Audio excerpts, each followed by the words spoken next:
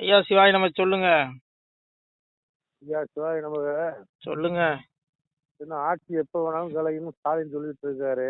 என்ன விஷயம்? கலைஞ்சா என்ன கலையெல்லாம் நமக்கு என்னய்யா? இங்க பாருங்க, இங்க எவன் ஆண்டாலும் இங்க ஒண்ணும் நடக்க போறது இல்லைங்க. ஏழை எளிய நடுத்தர மக்கள் வந்து கஷ்டப்பட தான் போறான்.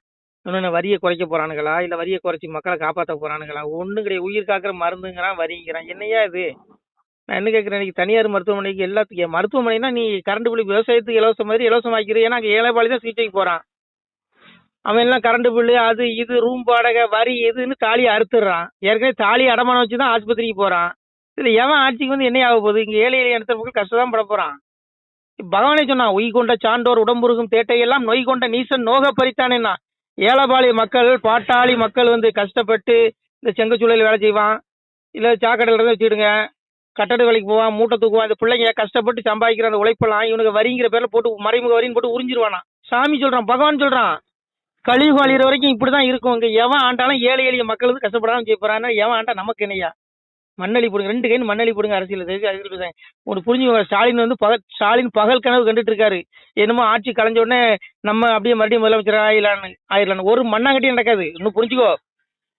அண்ணாமலை ஜாதகம் கெட்டியா இருக்கு, எழுதி வச்சுக்கோங்க. நிச்சயம் பாருங்க, அண்ணாமலைக்கு அந்த ஆட்சி 2 மாசம் ஓடுதான் 3 மாசம் போது சந்தேகம் தான். ஏற்கனவே கம்யூனிஸ்ட்காரன் அங்க அடிக்கடி கொண்டு வந்து போட்டுருக்கான். என்ன இனி விஜய் தும்முனா கூட கம்யூனிஸ்ட்காரன் கேட்கணும்னு கேட்டு தான் தும்மணும்னு சொல்லுவான். அந்த அளவுக்கு இவனு பேசிட்டு இருக்கான். அதனால இங்க பாருங்க, எப்ப வேணாலும் ஆட்சி கலைஞ்சா கலைஞ்சிட்டு போட்டு. ஆனா அண்ணாமலை முதலமைச்சர் ஆவாரு. ஏன்னா அவர் ஜாதகம் கெட்டியா இருக்கு. பகவானே சொல்றான், பக்கம் 15 பார்மூடம் 12 பக்கனை கோல் கிரகம் 9 அண்ணாமலைக்கு கெட்டியா இருக்கு. பக்கம் 15 பார்மூடம் 12 இருக்கு, அஷ்ட திக்கு இருக்கு. எந்த திசையிலும் அண்ணாமலைக்கு ரூட் கிளியர். ஏயா, விஜய் வந்து கடகராசி. விஜய்க்கு ஒரு அதிர்ஷ்டம் ஆயிட்டாரு, முதலமைச்சர் ஆயிட்டாரு. அதே போல பாருங்க, அண்ணாமலைக்கு அதிர்ஷ்டம் இருக்கு, ராஜயோகம் இருக்கு. அதனால ஸ்டாலின் முதலமைச்சர் ஆக முடியாது, அண்ணாமலை முதலமைச்சர் ஆவாரு. சரிங்களா? ஆட்சி அப்படியே கலைஞ்சிச்சுன்னா. அதனால நீங்க ஒன்றும் கவலைப்படாதீங்க. ஆட்சி கலைஞ்சா ஸ்டாலின் இன்னும் கவலைப்பட்டு போயிருவாரு. ஓட்டு கிடைக்கணும்ல. இடைத்தேர்தலே மண்ணை கவிடுவாங்க பாருங்க. இடைத்தேர்தலில் இந்த 6 இடத்துங்களையும் அண்ணாமலை அடிச்சு தூள் கிளப்பிடுவார் பாருங்க. ஏன்னா படித்தவர்கள், இளைஞர்கள், பண்பாளர்கள், எல்லா பிள்ளைகளும் நல்ல பிள்ளைகள் அண்ணாமலை பின்னாடி இருக்கான். கண்டிப்பா பாருங்க. விஜய் வந்து இப்போ ஒரு குருட்டு அதிர்ஷ்டத்துல வந்தது. விஜய் வந்து எப்படி முதலமைச்சர் ஆனார்னா அமித்ஷாவால தான் விஜய் முதலமைச்சர் ஆனாரு. அமித்ஷா மோடியால தான். ஏன்னா எடப்பாடி பேச்சை கேட்டு இந்த நயினார் நாகேந்திரன் பேச்சை கேட்டு அண்ணாமலையை தலைவர் பதவியிலிருந்து தூக்குனாங்க. அண்ணாமலையுடைய ஆதரவாளர்கள் அவ்வளவு பேருமே இந்த மாதிரி 18 லட்சம் சில்லற உறுப்பினர்கள், 18 லட்சம் ஒரு ஓட்டுக்கு 3 ஓட்டு வச்சா கூட 50 லட்சம் ஓட்டு. அத்தனை ஓட்டும் பிஜேபிக்குள்ள விஜய்க்கு போட்டாங்க. அண்ணாமலை நீ தலைவர் பதவியிலிருந்து தூக்கியதன் விளைவு. நேரம் அண்ணாமலை தனியா போய் நாசமா போங்கடான்னு சொல்லிட்டு வெளியே வந்து இவர் தனியா கட்சி ஆரம்பிச்சிருந்தா இன்னைக்கு அண்ணாமலை முதலமைச்சர் ஆயிருக்கலாம். நான் அன்னைக்கே சொன்னேன், ஐயோ இவனுக்கு நம்பாதையா, பழந்துன்னு கொட்டை போட்டவையா, நாங்கெல்லாம் இந்த பிஜேபியில அடி வாங்காத அடியா ஓதையா. சொல்லுங்க, எத்தனை உண்ணாவிரதத்துல நல்லா சிறப்பு அழைப்பாளர்கள் என்ன கூப்பிட்டு பேச வைப்பானுங்க. பேசியிருக்கிறேன், எத்தனை மேடைகள் பேசியிருக்கிறேன். எனக்கு எதுவும் பதவி கொடுத்தானுங்களா? ஒரு மண்ணாங்கட்டியும் கிடையாது. தனியா நான் வந்து நெல்லை பாராளுமன்ற தொகுதியில போட்டி போட்டேன். 2150 ஓட்டு வாங்கினேன். நான் பிரச்சாரத்துக்கே போகல. இந்த தமிழிசை நிக்க சொல்லுங்க, நான் வாங்கின ஓட்டு தமிழிசை வாங்குமா? இன்னைக்கு பெரிய இது பேசிட்டு இருக்குது. 1150 ஓட்டு வாங்கினேன் 2019. எடுத்து பாருங்க. ஏங்க அண்ணன் ஸ்டாலின் இருக்காருங்க அந்த மாதிரி. அதனால நான் தனியா 1150 ஓட்டு வாங்கினேன். அன்னைக்கு வந்து எங்க தலைவர் அண்ணாமலை இல்ல. அண்ணாமலை இருந்ததுன்னு வச்சுக்கோங்க, நான் ஜெயிச்சிருப்பேன். அன்னைக்கு அண்ணாமலை இல்ல. அன்னைக்கு அண்ணாமலை பிஜேபி தலைவரா இல்ல, அண்ணாமலை பிஜேபியில இல்ல. அதனால நாங்களாம் அன்னைக்கு இருந்தே கத்திட்டு இருக்கோம். ஐயா, பந்தநல்லூர் பசுபதீஸ்வரர் கோயில்ல எங்களுக்கு சொல்றேன் கேளுங்க. பந்தநல்லூர் பசுபதீஸ்வரர் கோயில்ல அங்க ஒரு சாமி சிலையை திருடிட்டு போயிட்டான்னு சொல்லி அங்க ஆர்ப்பாட்டத்துக்கு போயிருந்தோம். அங்க போய் அடி வாங்கினேன். எங்களை போட்டு அடிச்சானுங்க. வீடியோ வேணுமா? வீடியோ இருக்கியா? எதிர்கட்சிக்காரன் எங்களை போட்டு அடிச்சான். அன்னைக்கு அண்ணாமலை தலைவரா இல்ல. இந்த அம்மா தமிழிசை ஒரு குரல் கூட கொடுக்கலையா? ஆனா அண்ணாமலை தலைவர், அண்ணாமலை காரணம் என்னன்னா அண்ணன் ஸ்டாலின் இருக்காரு. அதுதான் திமுக அனுதாபி. என்ன செய்ய? அன்னைக்கு வந்து அண்ணாமலை தலைவரா இருந்தா எங்களை தொட்டிருப்பானுங்களா? தொட தைரியம் வருமா? எத்தனை அடி வாங்கணும், எத்தனை உத வாங்கணும், கண்டபடி பேசுனானுங்க. வெட்டுவேன் குத்துவேன் சொன்னானுங்க. அரசாங்க சார்பா போலீஸ் பாதுகாப்புலாம் போட்டிருந்தாங்க. ஐயா, பட்டாப்புக்கு போட்டு போலீஸ் தினம் வந்து கைது போட்டு போனாங்க. போலீஸ் பாதுகாப்பு போட்டிருந்தாங்க. அவ்வளோலாம் அப்படி இல்லாம இந்த கட்சிக்கு உயிரை தியாகம் பண்ணி வேலை செஞ்சோம். என்னத்தை கொடுத்தானுங்க? கடைசியில செருப்பால அடிச்சவன் எங்களை அடிச்சு துரத்திட்டானுங்க.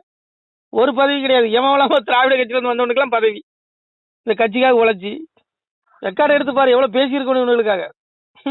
இவனுங்களுக்காக பேசுனதுக்கு வெக்கப்படுறேன். இவனுங்களுக்காக பேசுனதுக்கு வெக்கப்படுறேன்.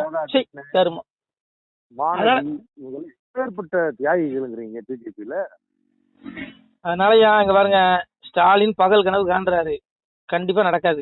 அண்ணாமலை முதலமைச்சர் ஆக போறாரு. நீ சொன்ன மாதிரி எப்ப வேணாலும் கலையலாம். ஏன்னா 107 சீட்டு தான் இவங்க கிட்ட இருக்கு. நிறைய பேர் அமைச்சர் பதவி கிடைக்கலன்னு விரக்தியில இருப்பான். அவன் எல்லாம் ஓடிடுவான். அவனுக்குலாம் பதவி ஆசை காட்டுன்னு வச்சுக்கோ, வேற கட்சிக்கு ஆடிடுவான். பணத்தாசை காட்டினா கூட ஓடிடுவான். அதனால இந்த ஆட்சி நீடிக்க கஷ்டம் தான். கண்டிப்பா நீடிக்க வாய்ப்பே கிடையாது, ரொம்ப குறைவு. அண்ணாமலை இப்போ இந்த 7 இடங்கள்லயும் ஜெயிக்கணும். யாரு? விஜய் ஜெயிச்சால் மட்டுமே தொடர் கண்டினியூ பண்ண முடியும் 5 வருஷம். இல்லைன்னா கஷ்டம் தான், முடியாது. அதனால அண்ணாமலை ஜாதகம் கெட்டியா இருக்கு. பகவானே சொல்றான், உச்சி கிரகமடா உங்கள் ஒருவருக்கும் தெரியாது, என் பட்சம் உண்டால் போதுமடா, பகையில்லை என் மகனே யாருக்கும் பதறாதே, அச்சமில்லை என் மகனே ஏடு தந்தேன் உன் கையிலே, எழுத்தாணியும் கூட தந்தேன் பட்டயம் தந்தேன் நான், பகை தீர்ப்பேன் பதறாதேங்க. பகவான் சொல்றான் ஐயா. உச்சி கிரகம் 9டா. அந்த 9ல தான் இந்த மனிதர்களுடைய வாழ்க்கை அமைந்திருக்குது. இவன் பூர்வ ஜென்மத்துல என்னென்ன புண்ணியம் செஞ்சானோ, என்னென்ன பாவம் பண்ணானோ, அதுக்கு தகுந்த மாதிரி இவனுடைய வாழ்க்கை அமையும். தண்டனையும் வாழ்க்கை பதவி புகழ் எல்லாம் வருங்கிறான். நீ செஞ்ச பாவத்துக்கு தண்டனையும், நீ செஞ்ச புண்ணியத்துக்கு இன்பத்தையும் அனுபவிச்சாகணுங்கிறான்.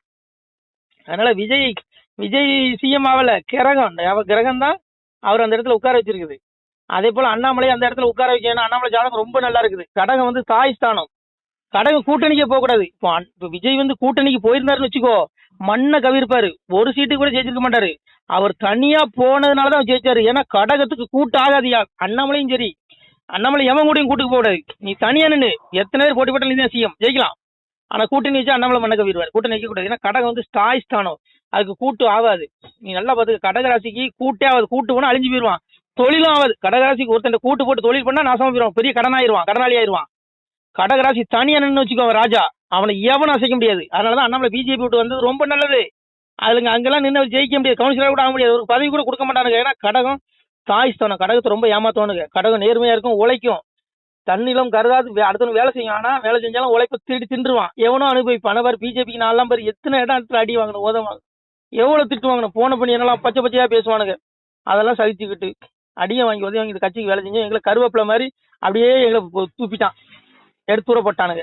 இந்த கோயிலுக்கு நேர்ந்து விட்டுருப்பாங்க பாருங்க, ஆடு நல்லா புண்ணாக்கு பிஸ்கட் கொடுத்து கடைசியில் ஒரு நாள் அறுத்துருவான். அந்த மாதிரி அறுத்துட்டானுங்க. எங்களுக்கு ஒன்றும் கொடுக்கல. திமுகவுக்கு போனா கூட ஒரு 200 காசும் ஒரு பிரியாணி ஏதாவது ஒன்று தந்திருப்பான். ஆனா இந்த பயிர்களுக்கு ஒன்றும் தெரியல, பசுக்கு கூட காசு தெரியல. நான்லாம் ரயில்ல என்கிட்ட ரிசர்வேஷன் பண்ணி போக கூட வாக்குறி கிடையாது, காசு கிடையாது. நான் போய் ரயிலில் போய் கும்பகோணத்தில் ஒரு மீட்டிங் பேச போறேன். ரயிலில் போய் நீ இது வர்றாரு எழுதிக்கும், இது சத்தியம். கும்பகோணத்துல ஒரு பொதுக்கூட்டம் என்ன பேச கூப்பிட்டுருக்கானுங்க. நான் போறேன். அங்க போனா எனக்கு என் ரயில்ல போற காசு 200 இருக்கு கையில. டீ குடிக்க காசு இல்ல. போய் அந்த கூட்டத்தை முடிச்சு நல்லா பேசிட்டு அங்க என்ன செருப்பால் அடிப்பானு உதவாங்க, அதை நல்லா பேசி விட்டு வந்தாச்சு. வந்து ரயில்வே ஸ்டேஷன்ல படுத்து கிடந்தேன். ஏன்னா டிக்கெட் இல்ல. டிக்கெட் என்ன 200 தான் இருக்கு. அன்று ஸ்டேஷன் முன்பதிவு இல்லாத பெட்டியில தான் டிக்கெட் எடுத்து போகணும். அந்த மாதிரி படுத்து கிடந்து அந்த ரயிலுக்கு காத்து கிடந்து டிக்கெட் எடுத்து என்ன ரூம் லாட்ஜில் தங்கினா 1500 ரூம் காசு கேட்பானு. அது கூட கிடையாது. 1 ரூபா கிடையாது கையில. 200 இருக்கு. மறுபடியும் டிக்கெட் எடுத்து மறுபடியும் ஊருக்கு வரேன். என்ன பண்ண சொல்றீங்க? இப்படியெல்லாம் வேலை செஞ்சு அந்த கட்சிக்கு இன்னைக்கு எவனும் பணக்காரன் வந்த உடனே எங்களெல்லாம் கழட்டி விட்டானுங்க. அதே மாதிரி அண்ணாமலையும் கழட்டி விட்டானுங்க. ஐயோ எல் முருகன் யாருயா? எல் முருகன் யாருக்கே தெரியும். எல் முருகனை வச்சு தமிழ்நாட்டில் 100 ஓட்டு விழுகாது பிஜேபிக்கு. அந்த எல் முருகனுக்கு 2 தடவை அமைச்சர் பதவி கொடுத்துருக்கான். இந்த தமிழிசை பார்த்துக்க, தமிழிசைக்கு 2 தடவை கார்வர் பதவி கொடுத்தான் திமுக ஆதரவாளர் தமிழிசைக்கு. இந்த தமிழிசை வச்சு தமிழ்நாட்டில் பிஜேபிக்கு 100 ஓட்டு விழுமாயா? 100 ஓட்டு எழுதி வச்சு. அந்த இதுக்கு 2 மாநில கவர்னர் இலக்கணேசன் வச்சு 2 ஓட்டு விழாது. இலக்கணேசன் வச்சு அவருக்கு கவர்னர் பதவி கொடுத்தானுங்க. இந்த சிபி ராதாகிருஷ்ணன் துணை குடியரசுத் கொடுத்துருக்கான் ஐயாவுக்கு. அந்த ஐயா வச்சு 1000 ஓட்டு விழுமா பிஜேபிக்கு தமிழ்நாட்டில் விழாது. ஆனா அண்ணாமலையை வச்சு லட்சக்கணக்கான ஓட்டு பிஜேபிக்கு விழுந்தது. அண்ணாமலை வச்சு லட்சக்கணக்கான ஓட்டு விழுந்தது. ஆனா அந்த படுபாவிய அவர் உழைப்பை உறிஞ்சி குடிச்சிட்டு அவர் துப்பிட்டானுங்க. ஏண்டா அவருக்கு ஒரு அமைச்சர் பதவி கொடுத்துக்கலாம் மேடம், அவரு கவர்னராக்கு செஞ்சானுங்களா? செய்ய மாட்டானுங்க. கடகம் ரொம்ப ஏமாற்றத்தை சந்திக்கும். கடகராசி இன்னைக்கு விஜய்க்கு நல்ல நேரம் இருக்குங்காட்டி தான் அவர்கிட்ட எவனும் கூட்டணிக்கு போல.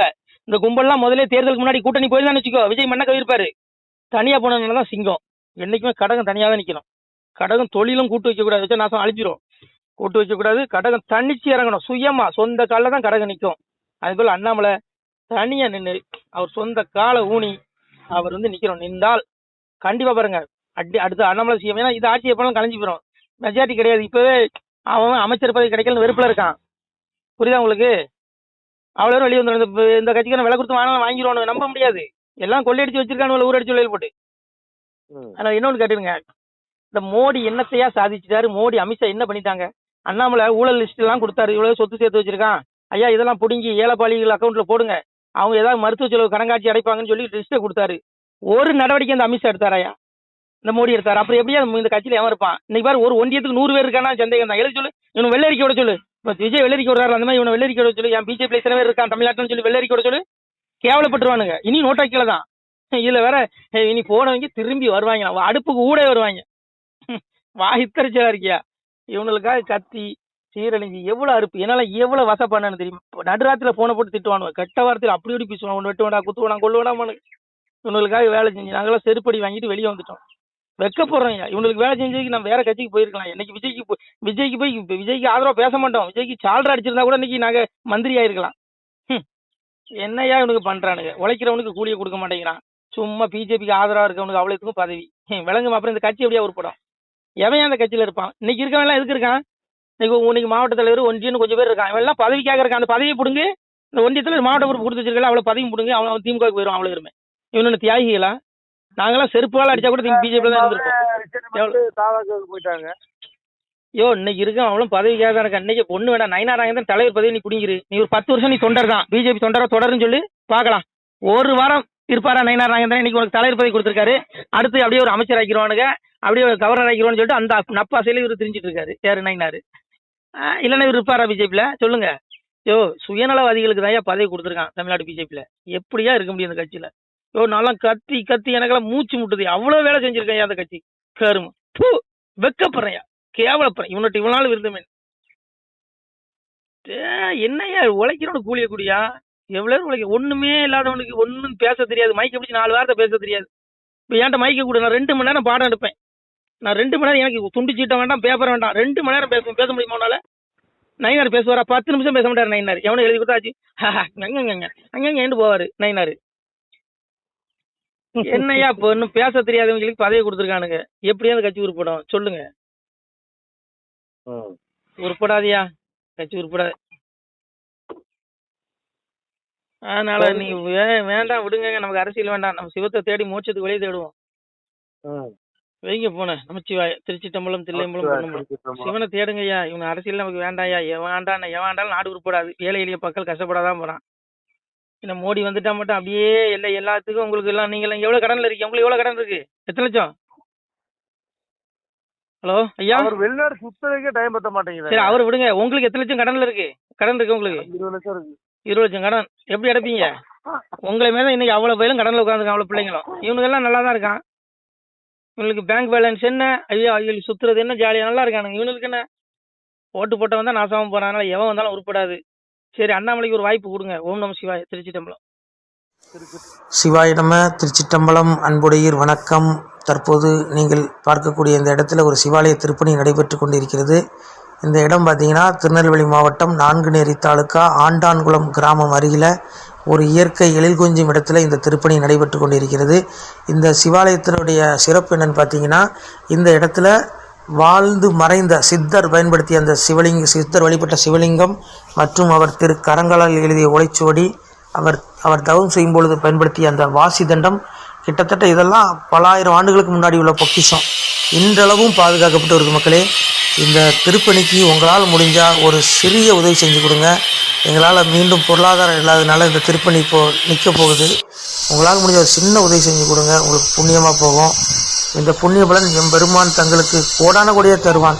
அதில் எந்த மாற்றமும் இல்லை. சுவாமி பார்த்தீங்கன்னா, ஐயோ இந்தளவு நாகங்கள் இந்த இடத்துல இத்தனை கணக்கு கிடையாது. அந்த லிங்க திருமேனியில் சுற்றி விளையாடுறது, அப்புறம் அந்த விபூதி தட்டத்தில் நாகங்கள் உருள்றது, இதெல்லாம் பார்த்தீங்கன்னா ஐயோ பெரிய பொக்கிஷங்க இந்த இடம். சாமியுடைய அருள் அவ்வளவு இருக்குது. நீங்கள் நேரில் வந்தால் கூட தரிசனம் பண்ணலாம். இந்த சிவாலய திருப்பணிக்கு உங்களால் முடிஞ்ச ஒரு சின்ன உதவி, இந்த கூகுள் பே எண்ணில் நீங்கள் ஜிபே எண்ணில் உதவி பண்ணலாம். 93 85 44 31 06. உங்களால் முடிஞ்சால் உதவுங்கள் பிள்ளைகளே. இல்லை என்றால் 2 பேருக்காவது ஷேர் பண்ணுங்கள். யாராவது பார்க்கக்கூடிய ஒரு புண்ணிய ஆத்மா ஏதாவது சின்ன உதவி செய்யலாம். நீங்கள் ஒரு செங்கல் வாங்கி கொடுத்தாலும் போதும், உங்களுக்கு பெரிய புண்ணிய மக்களே. சிவாலயத்தின் அந்த புண்ணியபலம் நீங்கள் அனுபவித்தே ஆகணும். பகவான் எம்பெருமானே சொல்லுவான், வாழுவீர் தாழ்வில்லாமல் மக்களும் கிளைகள் கொஞ்சி நாளுமே மகிழ்ச்சி கூர்ந்து நலமுடன் வாழும்போது நீளுமே எனது செங்கோல் நீதியும் நெறிபோல் வந்து ஆளுமே உங்கள் தன்னை அன்புடன் அலையா வண்ணம். மக்களே நீங்கள் எல்லாம் வால் பொன்னம் பதியிற் சென்று முக்கியமான யுகநில மதிலே தன்னால் கக்கிய பொன்கள் ஸ்வர்ணம் கைமணம் குளிர அன்னம் பொக்கிஷம் நிறைய வைத்து புகழ உண்டு இனிதாய் வாழ்வீர். வண்ணமாய் நீத மூன்றும் வரம்பு அணு விலகிடாமல் தன்னமாயிருந்து வாழும் ஜனங்களே பதற வேண்டாம். எண்ணமேதொன்றும் இல்லை எளிமையும் இல்லை கண்டீர் திண்ணமாய் சிறப்புடன் இருந்து வாழ்வீர். இது நான் வாழ்த்தல பிள்ளைகளே, அப்பனுடைய அந்த சிவனுடைய வாழ்த்து, ஈசனுடைய அந்த திருப்பாடல் திரு வாயினால் அப்பன் சொன்ன அந்த வார்த்தையை நான் வாழ்த்துகிறேன். நிச்சயம் இந்த சிவாலய திருப்பணிக்கு உதவி செய்யும் பிள்ளைகளுக்கு இறைவன் நிச்சயம் அருள்வான். அதில் எல்லலும் ஐயமில்லை. ஆணுடன் பெண்ணும் பெற்று அதிகமாய் செல்வமாகி தானுட நினைவுமுற்று தர்மமும் நெறியும் கற்று வேணும் நீள் காலம் எல்லாம் மெல்லியருடனே வாழ்ந்து பூணுதல் கமலநாதன் பொற்பதம் பெற்று வாழ்வீர். சிவம் வாழ்த்துறா மக்களே. அப்பாவுடைய திருவடி மறுமையில் கிடைக்கும், இம்மையில் பூமியில் நீங்கள் வாழ்வாங்கு வாழ்ந்து சிறப்பான முறையில் வாழ்ந்து இறைவனின் திருப்பாதத்தை அடைவீர்கள். அதில் எந்த மாற்றமும் உள்ள பிள்ளைகளே, இந்த வீடியோ பார்க்கக்கூடிய அன்பு பிள்ளைகள் முடிந்தளவு ஒரு 2 பேருக்கா ஷேர் பண்ணுங்க, உங்களுக்கு புண்ணியமா போகும். பிள்ளைகளே, நீங்கள் இந்த பெரும்புவியை ஆள்வதற்கு வெள்ளானை மீதேற விடை தந்தோம் உங்களுக்கு. ஆனாலும் மக்கால் நீர் ஆளுவீர் ராஜ்யத்தை வானோர் அறியவும் பால் வாழ்த்தினோம் நீர் வாழ. வாசவனும் தேவர் மறையவரும் தான் வாழ பேசறியதை வார் பெற்ற மக்கள் தான் வாழ. கன்னிமார் பெண்கள் பெற்ற கை சான்றோர் தான் வாழ. அன்னை பத்திரத்தால் அமுதருந்தி நீர் வாழ. முக்கந்தன் வாழ முனிமார்கீலை வாழ. தக்கந்தலை துணித்த தம்பிரான் தான் வாழ. மேலோக நீதி விளங்கி மனு வாழ. பூலோகம் உள்ளளவும் பொய்யருவீமை வாழ. நல்லோரும் வாழ நவில் ஒருந்தான் வாழ. எல்லோரும் வாழ இருந்து நீடுழி வாழ்க. இந்த பாடல் அப்பன் சிவன் அடியார் பெருமக்களை வாழ்த்துற வாழ்த்து. நிச்சயமா உங்களுடைய குடும்பமே வம்சமே நல்லா இருக்கும் மக்களே. முடிஞ்சால் இந்த வீடியோ 2 பேருக்கு ஷேர் பண்ணுங்கள். முடிஞ்சால் ஒரு சின்ன உதவி, ₹1 நீங்கள் ஏகபரா குருபிச்சையாக கேட்குறோம். அந்த சிவாலய திருப்பணிக்காக ஏகபரா குருபிச்சை அப்பன் பரம்பொருள் பேர் சொல்லி கேட்குறோம். முடிஞ்சால் உதவி பண்ணலாம் பிள்ளைகளே. இல்லை என்றால் 2 பேருக்காவது பகிருங்கள். உங்கள் வாழ்வில் எல்லா செல்வங்களும் வந்து சேரும். உங்களுடைய பாவ கர்ம வினைகள் நீங்கும். எல்லா சிறப்பையும் சிவன் தருவான். ஓம் நம சிவாய. திருச்சிட்டம்பலம், தில்லையம்பலம், பொன்னம்பலம்.